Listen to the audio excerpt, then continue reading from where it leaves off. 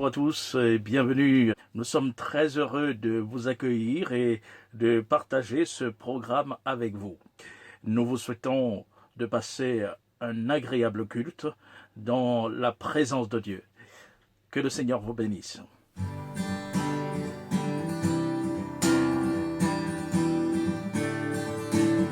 Tu as une armée qui se lève pour lui obéir.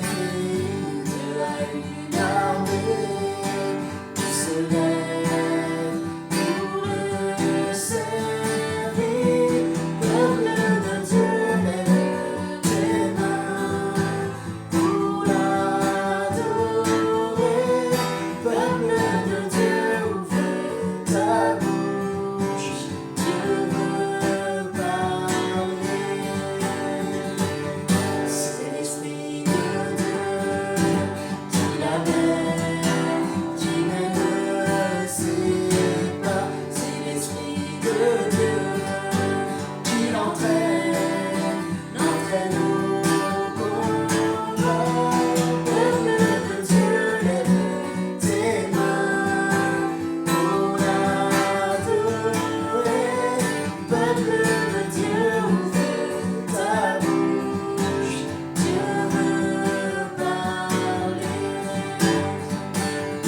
À l'agneau de Dieu soit la gloire dans les lieux triomphes. À l'agneau de Dieu, alléluia, la victoire vive très haut. Peuple de Dieu, lève tes mains pour l'adorer. Peuple de Dieu, ouvre ta bouche. Dieu veut parler. Peuple de Dieu, lève tes mains pour l'adorer. Peuple de Dieu, ouvre ta bouche. Dieu veut parler. Gloire à Dieu, Dieu veut parler ce matin, Dieu a quelque chose à nous dire, Dieu a un message à nous communiquer. J'aimerais prendre ce chant qui va dans la continuité, qui va avec le message que nous allons voir ensemble dans la parole de Dieu. Revêtons l'armure, revêtons cette armure pour combattre le bon combat de la foi.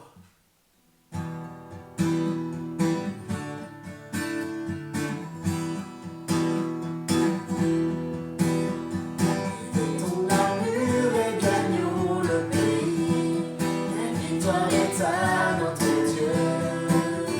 Toute arme forgée contre nous est brisée. La victoire est à notre Dieu.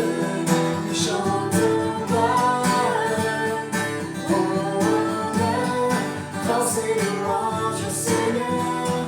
Nous chantons gloire, honneur, force et louange au Seigneur. Lorsque les ténèbres se réclament,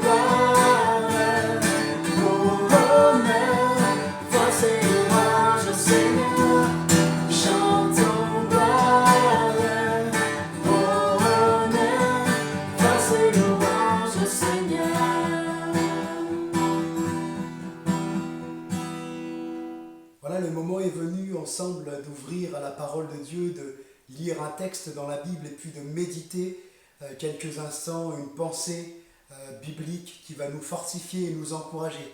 Je ne sais pas si vous vous souvenez, mardi, nous avions vu ensemble, nous avions commencé de voir en fait l'armure du chrétien que le chrétien doit revêtir pour combattre le bon combat de la foi. Nous avions vu quelques conseils de Dieu, notamment le fait de nous fortifier, le conseil à nous revêtir, à nous équiper de toutes les armes de Dieu, le conseil de résister dans le malheur, de résister dans le jour mauvais, et puis aussi ce conseil que Dieu nous donnait de tenir ferme. Je vous invite sans plus tarder à ce que nous puissions relire ce texte et entrer dans le message, dans ces différentes armes que Dieu a mis à notre disposition.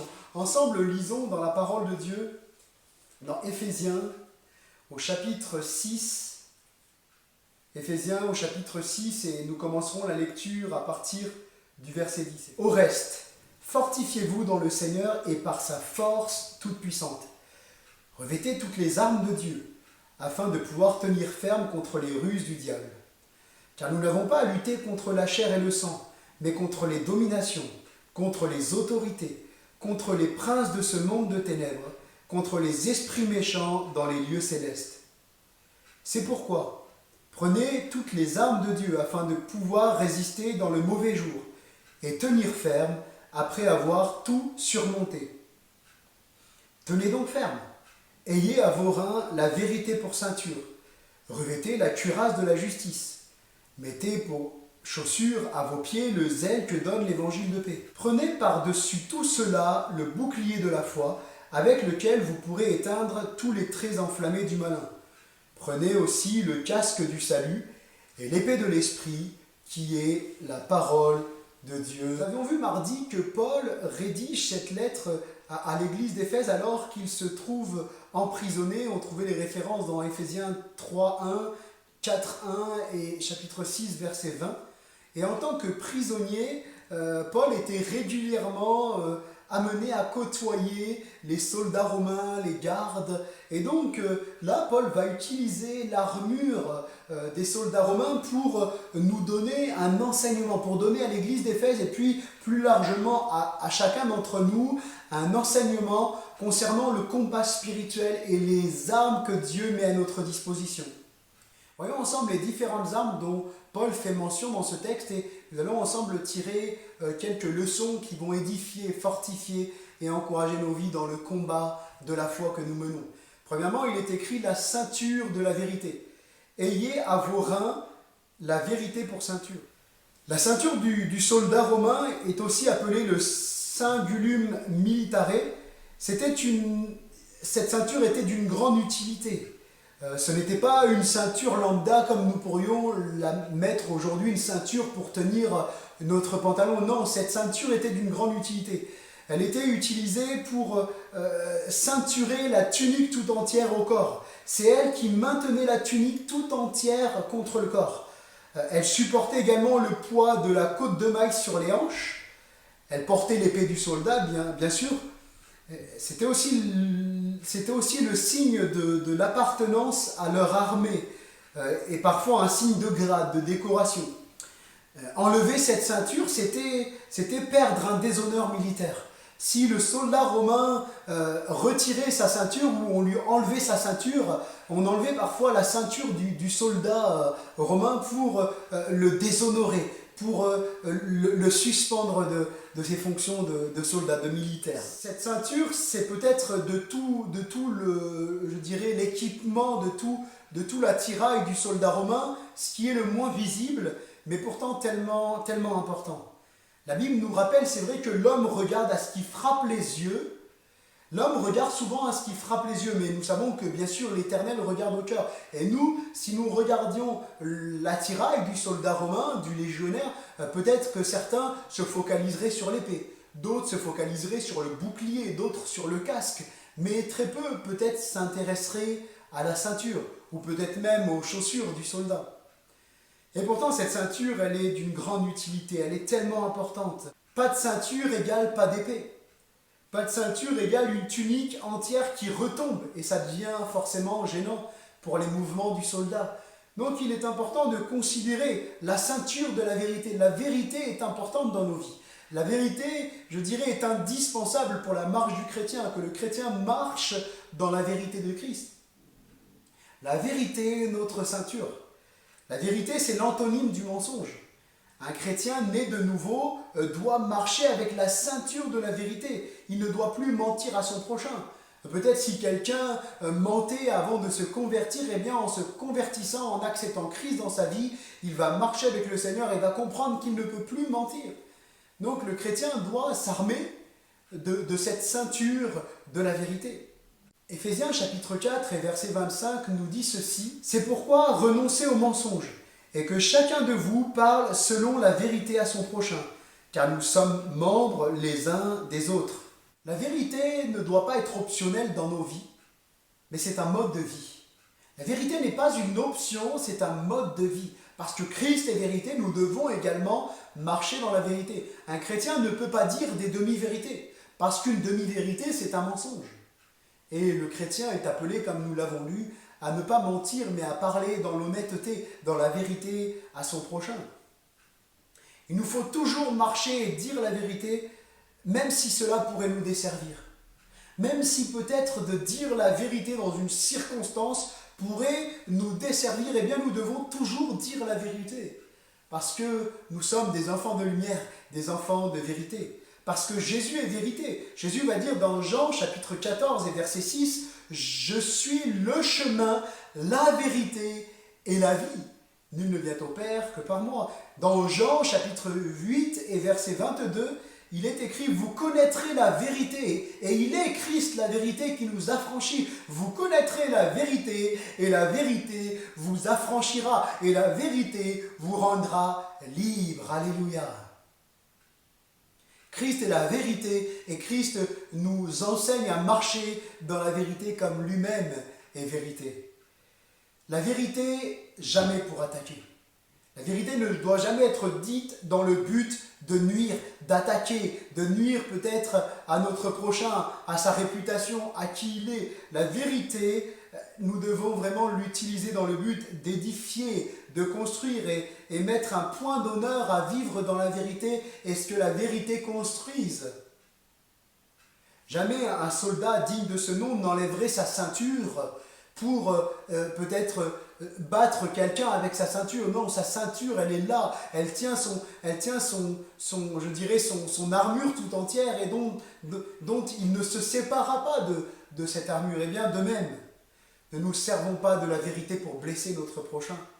Ne nous servons pas pour faire mal, pour nuire. Comme certains pourraient dire, « Ah, je vais lui dire mes 4 vérités. » Non. Utilisons la vérité comme la Bible dit, comme Dieu va nous enseigner au travers par la plume de Paul, dans Éphésiens chapitre 4, verset 15, il est écrit de dire la vérité dans la charité, la vérité dans l'amour. Servons-nous de la vérité, non pour attaquer, mais pour édifier. Secondement, la cuirasse de la justice. Revêtez la cuirasse de la justice. La cuirasse est utilisée pour le Romain pour la protection. Elle est composée de 2 parties. Elle est composée d'un plastron pour protéger le torse et d'une dossière pour protéger le dos. La cuirasse de la justice. Un chrétien doit marcher et vivre dans la justice. Un soldat romain ne peut pas se passer de sa cuirasse pour le protéger. De même, un chrétien ne peut pas se passer de la justice, d'être juste et de mener une vie juste et agréable à Dieu. Tite, chapitre 2 et verset 11, il est écrit ceci. « Car la grâce de Dieu, source de salut pour tous les hommes, a été manifestée. Elle nous enseigne à renoncer à l'impiété et aux convoitises mondaines, et à vivre dans le siècle présent selon la sagesse, la justice et la piété. » Elle nous enseigne à vivre dans le siècle présent dans la justice. La grâce de Dieu, elle nous enseigne à vivre dans la justice. Nous devons être justes dans nos rapports avec les autres, ne jamais favoriser quelqu'un parce qu'il est notre ami. Il est dans l'erreur, mais je le favorise, je le couvre parce que c'est mon ami. Non, nous devons toujours marcher et vivre dans la justice, nous revêtir de la cuirasse de la justice. L'amour et la justice ne sont pas incompatibles. La grâce et la justice ne sont pas incompatibles. Au contraire, elles s'associent l'une à l'autre. Nous mettons souvent l'accent sur la grâce et on entend souvent dans les milieux chrétiens, on met souvent l'accent sur la grâce, sur l'amour de Dieu, oubliant parfois que certes, Dieu est amour, mais que Dieu est juste et que Dieu condamne le péché. Il aime le pécheur et il a pourvu au moyen de salut pour le pécheur, mais Dieu déteste et a en horreur le péché. L'amour et la grâce ne sont pas incompatibles. De la justice, bien au contraire. Nous l'avons vu au-dessus dans Tite, chapitre 2, verset 11. La grâce de Dieu nous enseigne à vivre dans la justice. La grâce de Dieu nous enseigne à vivre une vie juste, une vie qui plaît à Dieu, une vie qui honore le Seigneur. Nous avons vu au-dessus que Dieu est amour, c'est vrai, mais il est juste et il condamne le péché. Et nous avons dans Romains chapitre 3, verset 23, que tous sont péchés, tous les êtres humains sont péchés et sont privés de la gloire de Dieu. Et au chapitre 6 et au verset 23 de la même épître, il est écrit que le salaire du péché, c'est la mort. Donc Dieu condamne le péché. Dieu condamne le péché, mais Dieu aime le pécheur et a pourvu, comme nous l'avions vu, au moyen de salut. Mais une fois que Dieu a rendu justice, une fois qu'il a condamné le péché, il démontre son amour. Car Dieu a tellement aimé le monde qu'il a donné son Fils unique, Jésus, afin que quiconque croit en lui ne meure pas, mais qu'il ait la vie éternelle. C'est ça la grâce de Dieu. La grâce de Dieu, c'est la justice qui condamne le péché, qui met une condamnation sur le péché, une condamnation sur celui qui pêche, mais l'amour de Dieu vient le pardonner. Celui qui demande pardon pour ses péchés obtient la vie éternelle. Voyons effectivement que la grâce n'est pas incompatible avec la justice. Revêtons-nous de la cuirasse, de la justice. Marchons dans une vie juste, dans la justice, dans cette vie qui glorifie le Seigneur. Troisièmement, les chaussures du zèle de l'évangile. Il est écrit, mettez pour chaussures à vos pieds le zèle que donne l'évangile de paix. Les chaussures que portaient les soldats romains étaient appelées caligae, ou caliga au singulier. C'était des sandales lacées, faites de lanières de cuir. Elles étaient constituées de semelles en cuir et de lamelles entourant le pied. Ces sandales se révélaient très bonnes pour marcher pendant des kilomètres et des kilomètres. Elles étaient même excellentes, elles étaient faites pour cela, pour permettre aux soldats romains de marcher pendant des kilomètres pendant leur conquête. L'Évangile nous rend zélés. Oui, l'Évangile nous rend zélés. Lorsqu'on a fait une rencontre personnelle avec le Christ, ça change notre vie. On passe des ténèbres à la lumière. On passe du péché, de la condamnation du péché à Dieu, à la vie, à la joie, à la vie éternelle. Et ça change, ça bouleverse une vie. Et ça amène un zèle, le zèle que produit l'Évangile de paix. L'Évangile est une bonne nouvelle. Et nous sommes zélés de pouvoir témoigner partout que Jésus est celui qui transforme les vies encore aujourd'hui. Alléluia. L'Évangile nous rend zélés. Alors c'est vrai que bien que nous puissions avoir des caractères différents, certains sont peut-être plus réservés, plus discrets, et d'autres à l'inverse sont peut-être plus expressifs, mais cependant la parole de Dieu nous invite à avoir ce zèle pour Jésus. Il est écrit dans Romains au chapitre 12 et au verset 11, « Ayez du zèle et non de la paresse. Soyez fervents d'esprit, servez le Seigneur. » Dans Apocalypse, chapitre 3, verset 19, Jésus dit « Moi je reprends et je châtie tous ceux que j'aime. Aie donc du zèle et repens-toi. » Jésus ici demande à l'église de Laodicée d'avoir du zèle aussi pour se repentir, d'avoir du zèle qui pousse à la repentance. Le synonyme du zèle, c'est la ferveur, l'ardeur, le dévouement, l'empressement. Ayons aussi cette facilité, ce zèle, cette ferveur, cette ardeur, cet empressement de nous repentir quand nous péchons, à demander pardon à Dieu quand nous faisons mal. Ne soyons pas de ceux qui cachent leur péché, qui cherchent à le cacher aux yeux des autres, à le cacher aux yeux des hommes, même pourquoi pas tenter de le cacher aux yeux de Dieu, bien que Dieu, on ne puisse rien lui cacher. Non, soyons ces hommes et ces femmes qui ont ce zèle, cet empressement pour se repentir, qui ont du zèle comme Jésus le demande et qui savent se repentir. Le zèle de l'Évangile se communique. Lorsque nous sommes zélés pour quelque chose, cela se voit dans notre attitude.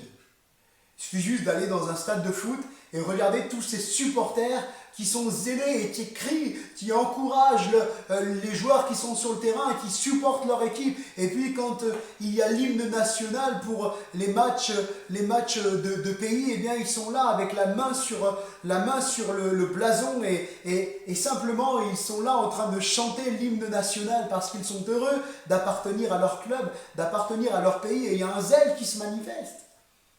Le zèle, ça se voit, le zèle, ça se communique.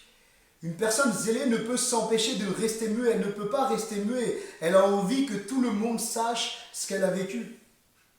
Si ma vie a été changée par Christ, alors je ne peux pas m'empêcher de parler autour de moi de ce qu'il a fait dans ma vie. Romains, au chapitre 10 et au verset 14, dit ceci. Comment donc invoqueront-ils celui en qui ils n'ont pas cru? Et comment croiront-ils en celui dont ils n'ont pas entendu parler?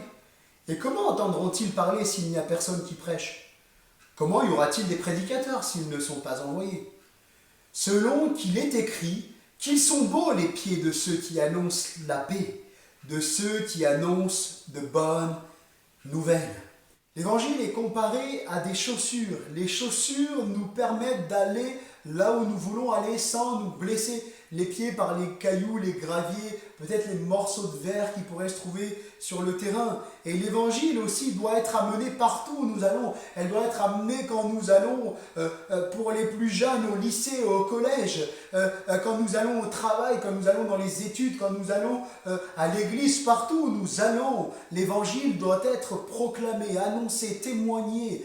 Et c'est ce que le Seigneur nous demande à tous. Tous ne sont pas appelés à prêcher, tous ne sont pas appelés à être pasteurs, mais tous sont appelés à témoigner de la bonne nouvelle de Jésus.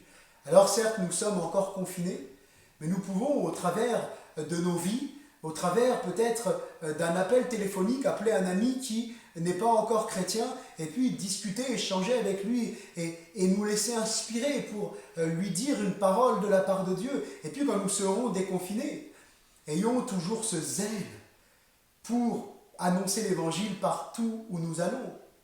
Et peut-être si certains d'entre nous ont peut-être laissé le zèle de côté, sont peut-être abstenus pendant des années de témoigner, eh bien il est encore temps. Comme Jésus le dit dans l'Apocalypse, et donc du zèle et repens-toi. Il est encore temps de se repentir, de faire un demi-tour et de dire maintenant, Seigneur, je veux avoir ce zèle, et je veux être zélé, je veux avoir du zèle et non de la honte pour proclamer qui tu es. Je ne veux pas avoir honte de toi, mais je suis heureux et fier d'avoir Dieu pour Père, d'avoir Jésus pour ami, pour confident, pour Seigneur et Sauveur. Le bouclier de la foi. Par-dessus tout cela, le bouclier de la foi. Prenez le bouclier de la foi avec lequel vous pourrez éteindre tous les traits enflammés du malin. Le bouclier romain s'appelait le scutum, et le scutum servait épouser le corps du soldat, du légionnaire, lui donnant une agilité pour le combat rapproché, lui permettre de donner un coup facilement vers l'avant pour bousculer et faire reculer son adversaire.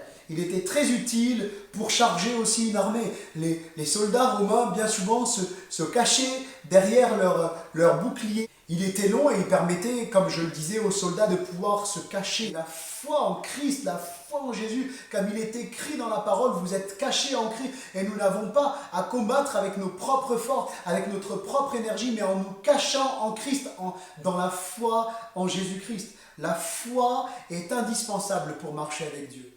Il est écrit dans Hébreux au chapitre 11 et au verset 6, « Or, sans la foi, il est impossible de lui être agréable, car il faut que celui qui s'approche de Dieu croit que Dieu existe et qu'il est le rémunérateur de ceux qui le cherchent. » La foi est indispensable pour marcher avec Dieu. On ne peut pas marcher avec Dieu et ne pas croire que Dieu entend la prière, que Dieu agit, que Dieu guérit les malades, que Dieu va accompagner notre témoignage par des signes, des miracles, des prodiges.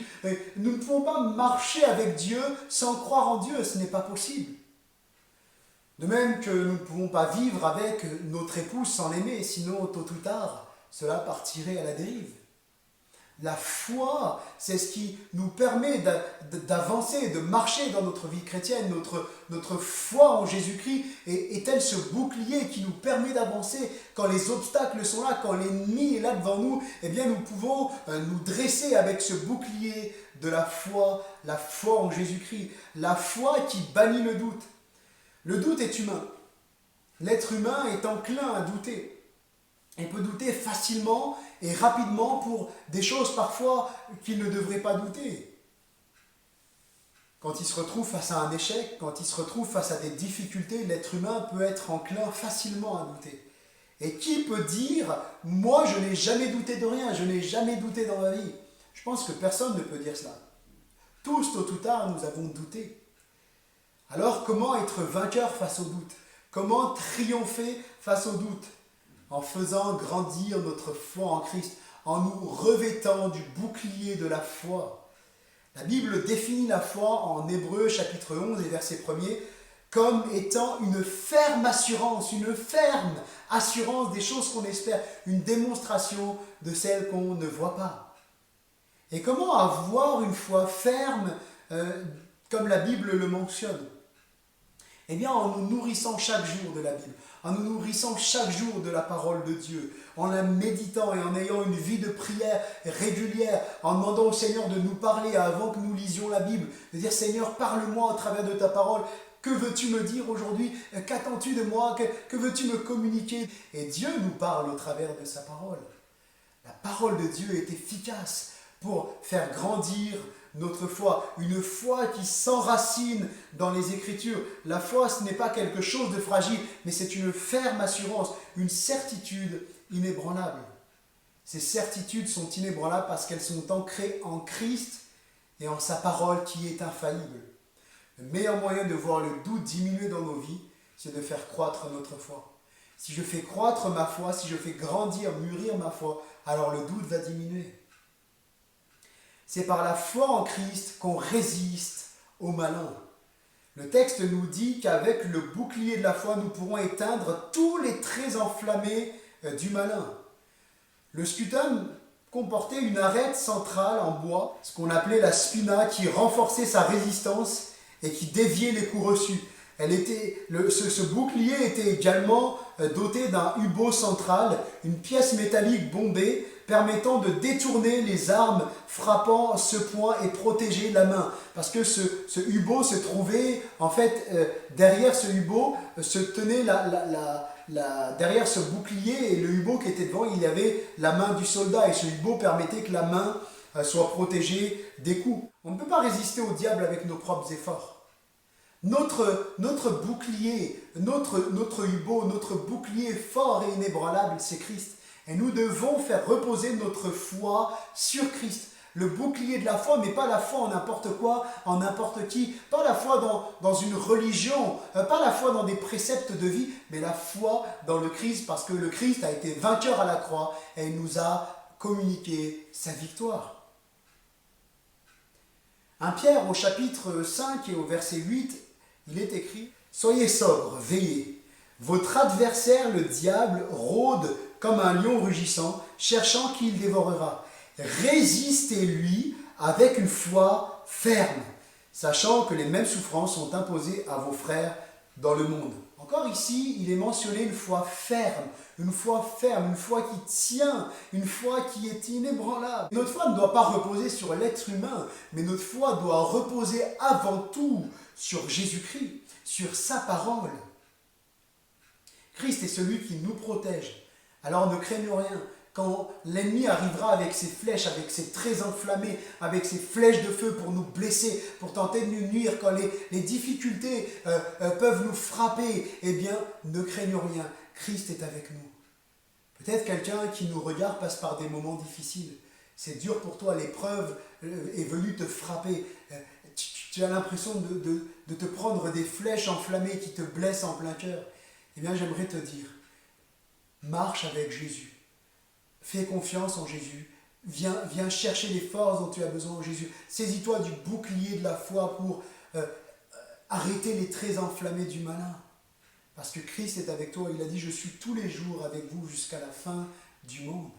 Alors prends courage. Mon frère, ma sœur, ne te laisse pas décourager. Et puis, il est aussi mentionné le casque du salut. Prenez aussi le casque du salut. Le casque est indispensable pour le légionnaire romain. Ce casque le protège lors des chutes, lors des coups portés à la tête. Il limite les dégâts lorsqu'il reçoit des petits projectiles, des projectiles, cela limite les dégâts. Il est impossible d'aller combattre sans casque. Cela serait trop dangereux. Et aucun légionnaire romain ne penserait à aller combattre sans son casque. Il a besoin de son casque pour se protéger. Le salut est indispensable pour combattre le bon combat de la foi. Personne ne peut se revendiquer d'être un disciple de Jésus s'il n'est pas passé par le salut, c'est-à-dire par la repentance, par la nouvelle naissance, par la conversion et la foi. Si peut-être quelqu'un regarde cette vidéo ce matin et n'a pas encore fait le pas de demander pardon pour ses péchés, ce que la Bible appelle la repentance, demander pardon d'avoir vécu sans Dieu dans tes péchés, pour le mal qui est en chacun d'entre nous, dans l'être humain, de demander pardon à Dieu, de décider de te détourner de ton péché, de ta vie passée pour te tourner vers Jésus. Si peut-être tu n'as pas fait le pas de donner toute ta vie à Jésus, eh bien j'aimerais t'inviter à le faire. Parce que jusque-là, tu as combattu. Tu as combattu avec tes efforts et tu t'es rendu compte que tes efforts étaient faibles, que tes efforts ne suffisaient pas. Tu as besoin de Jésus. Tu as besoin de Jésus dans ta vie. Tu as besoin de Christ. Tu as besoin du salut que Jésus te propose. Tu as besoin de Jésus. Le seul moyen d'obtenir le casque du salut, c'est de se repentir et accepter le pardon de Christ à la croix, de choisir aujourd'hui de vivre sa vie avec Jésus et pas sans lui. Le salut par grâce et non par les œuvres. La religion a longtemps prêché un salut par les œuvres. Et beaucoup de religions ont prêché un salut par les œuvres. Si tu fais ceci, si tu fais cela, si tu payes ceci, si tu payes cela, si tu payes pour le pardon de tes péchés, si tu fais peut-être ceci, si tu fais peut-être cela, eh bien tu seras sauvé, ou tu auras peut-être une chance d'aller au ciel quand la balance, quand Dieu pèsera tes bonnes œuvres et tes mauvaises œuvres. Si tes bonnes œuvres surpassent les mauvaises, eh bien tu pourras peut-être être sauvé. Eh bien ce n'est pas ce que Dieu nous dit. Parce que sinon certains seraient discrédités ou défavorisés par rapport à d'autres. Ceux qui peuvent faire des bonnes œuvres, qui ont beaucoup d'argent, paieraient pour faire des bonnes œuvres et donneraient leur argent beaucoup d'argent pour des associations caritatives, humanitaires. Et puis le pauvre qui n'a pas d'argent, celui qui vit dans la précarité, eh bien, ne pourrait pas être sauvé parce que ses bonnes œuvres ne seraient pas équivalentes à celles du riche. Non, Dieu ne fonctionne pas comme ça. Ce n'est pas par les œuvres que nous sommes sauvés. Le seul moyen d'aller au ciel, le seul moyen d'aller au paradis, ce n'est pas par les œuvres de la religion, ce n'est pas en faisant des bonnes œuvres. Bien que des bonnes œuvres sont méritables, sont louables, c'est bien de faire des bonnes œuvres. Et ceux qui en font sont encouragés à en faire. Mais ce n'est pas ça qui nous amène au ciel. Ce qui nous amène au paradis, c'est Jésus. Et Jésus lui-même va le dire. Je suis le chemin, la vérité et la vie. Personne ne va au ciel. Personne ne vient au Père. Littéralement, cette personne ne vient au Père. Nul ne vient au Père que par moi. Le seul moyen d'aller au ciel, le seul moyen d'aller au paradis, c'est d'accepter Jésus dans sa vie, de marcher sur terre avec Jésus-Christ. Éphésiens chapitre 2, verset 8 nous dit « Car c'est par la grâce que vous êtes sauvés, par le moyen de la foi. Et cela ne vient pas de vous, c'est le don de Dieu. Ce n'est pas par les œuvres afin que personne ne se glorifie. » On ne peut pas se glorifier pour nos bonnes œuvres en disant « c'est ce qui va m'amener au ciel ». Le seul moyen d'aller au ciel, c'est de vivre avec Jésus. Et ce n'est pas ni la religion chrétienne, ni la religion juive, ni la religion musulmane, ni la religion bouddhiste, hindouiste, ou toute autre religion, ou même toutes les sectes qui augmentent dans le monde, qui pourront nous amener au ciel. Le seul moyen d'être sauvé, c'est de donner sa vie à Jésus et de vivre une vie qui plaît, agréable au Seigneur. L'épée de l'Esprit, qui est la parole de Dieu. Il nous est dit de nous revêtir de l'épée de l'Esprit, qui est la parole de Dieu. L'esprit et la parole sont pleinement compatibles. Dans le passé, certains ont mis en opposition la vie de l'esprit et puis la parole de Dieu. Certains, même pour justifier certains comportements déviants et même anti-bibliques, diront qu'ils sont inspirés par l'Esprit de Dieu, qu'ils sont poussés par l'Esprit de Dieu et qu'on ne peut pas mettre le Saint-Esprit dans une petite boîte, que l'Esprit fait ce qu'il veut, quand il veut, où il veut, pour justifier un peu des comportements déviants et anti-bibliques. Non, l'esprit est la parole de Dieu. Le texte biblique ne voit pas deux armes, mais une seule arme. Elle voit que l'épée de l'esprit qui est la parole de Dieu. L'Esprit de Dieu n'ira jamais contre sa parole. L'Esprit de Dieu ne nous communiquera jamais quelque chose d'anti-biblique. Mais l'Esprit de Dieu, parce que toute l'Écriture, comme le dit la parole de Dieu, toute l'Écriture est inspirée de Dieu. Toute l'Écriture est inspirée de Dieu pour enseigner, corriger, convaincre, instruire l'homme de Dieu, le chrétien dans la justice. Eh bien, comme toute l'Écriture est inspirée de l'Esprit de Dieu, eh bien, l'Esprit de Dieu n'ira jamais contre sa parole. Parce que sa parole est éternelle. L'expérience personnelle de quelqu'un ne peut jamais devenir une règle en matière de foi. Nous ne pouvons pas faire de notre expérience une règle de foi. Ce qui prime comme autorité dans nos vies, comme autorité en matière de foi, c'est la Bible, c'est la parole de Dieu. Parce que les paroles des hommes passeront, les expériences passeront, mais la parole de Dieu, elle, est immuable, elle ne bouge pas, elle ne change pas, elle ne passera jamais. Jésus-Christ est le même hier, aujourd'hui et éternellement. Alléluia. La Bible, ce fondement immuable. Il nous faut veiller à toujours rester sur le terrain de la Bible. La Bible ne changera jamais. 2 Timothée, chapitre 4, versets 3 à 4, Paul nous met en garde. Paul prophétise sur un temps où les hommes ne supporteront plus la saine doctrine, mais ayant la démangeaison d'entendre des choses agréables, ils se donneront une foule de docteurs, selon leurs propres désirs, se détourneront l'oreille de la vérité et se tourneront vers les fables. Aujourd'hui, on aime les histoires, on aime qu'on nous raconte des histoires, on aime même que la Bible soit racontée sous forme d'histoire, c'est plus joyeux, c'est plus festif, ça donne plus envie, mais attention, que notre foi ne repose pas sur des histoires peut-être tirées de la Bible, mais se détournant des Écritures.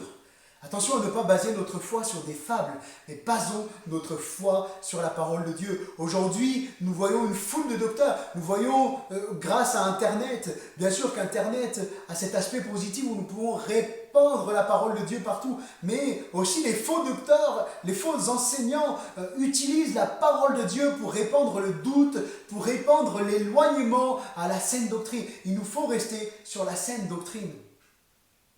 Nous sommes entrés dans ces temps dont Paul parle. Nous sommes en plein dans ces temps où certains pasteurs, certains enseignants vont plus loin que la Bible. Ils vont plus loin que la Bible.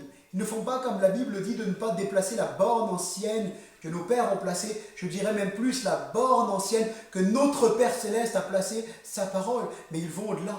Ils vont au-delà pour plaire aux gens, pour avoir des paroles flatteuses, des paroles qui plaisent, des paroles agréables. Mais la parole de Dieu, elle nous dira toujours la vérité. Que cela nous plaise ou non, que cela sonne agréable à nos oreilles ou non. Certains même n'hésitent pas à jouer avec les mots pour amener le doute dans le cœur des auditeurs et les amener où ils veulent, c'est-à-dire à leur paroisse, à leur doctrine, à leur façon de penser. Certains sont prêts à jouer avec des subtilités de langage, jouer avec des mots pour arriver à leur fin.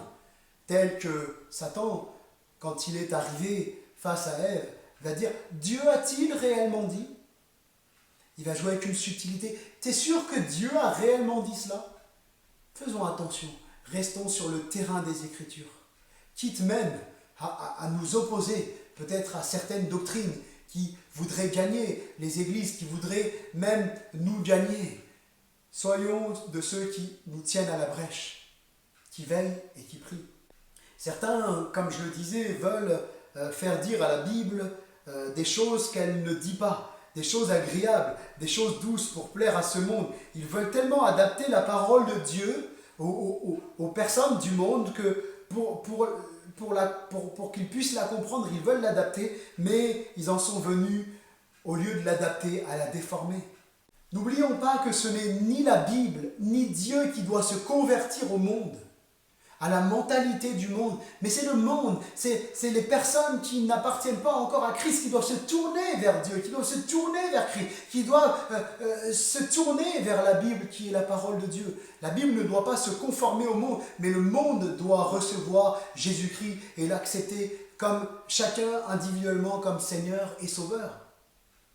Dieu nous enseigne dans Romains chapitre 12, verset 2, à ne pas nous conformer au siècle présent, mais à nous laisser renouveler par la transformation de notre intelligence, nous laisser renouveler par les Écritures, nous laisser renouveler par le Saint-Esprit.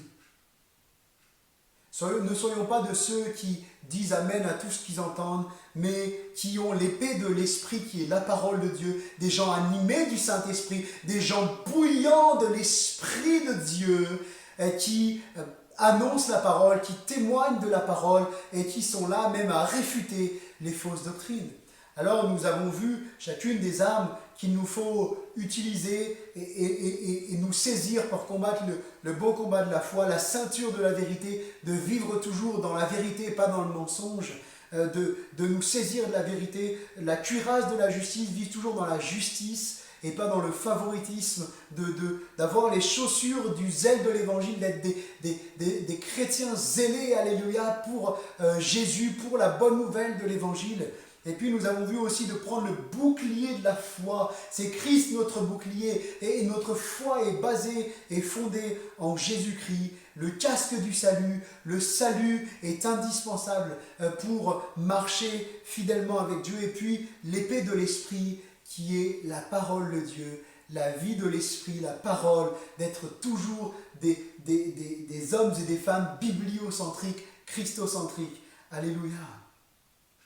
Réalisons, frères et sœurs, qu'il n'y a pas de victoire sans combat. Le combat est nécessaire, nous le voyons. Même les hommes de Dieu, dans la parole de Dieu, ont combattu. Mais nous avons cette force que Dieu nous donne. Par sa force toute puissante, nous pouvons résister et tenir ferme, comme nous l'avons vu dans ce texte. Alors tenons ferme, accrochons-nous au Seigneur, saisissons toutes les armes de Dieu et ensemble, allons de l'avant. Combattons le bon combat de la foi. Dans ces temps de confinement, avançons, combattons, remportons des victoires, saisissons les armes que Dieu met à notre disposition. Que le Seigneur nous bénisse, que le Seigneur nous fortifie et nous donne d'aller encore plus loin dans notre foi en Jésus-Christ. Bien, merci à tous de nous avoir suivis. Et nous avons été très heureux de partager ce programme avec vous et merci de votre fidélité. Et nous vous souhaitons de passer une agréable journée. Vous pouvez vous abonner à notre chaîne YouTube si cela n'est déjà fait. Et puis nous vous disons rendez-vous mardi à 19h. Que Dieu vous bénisse. Bonne journée. Au revoir.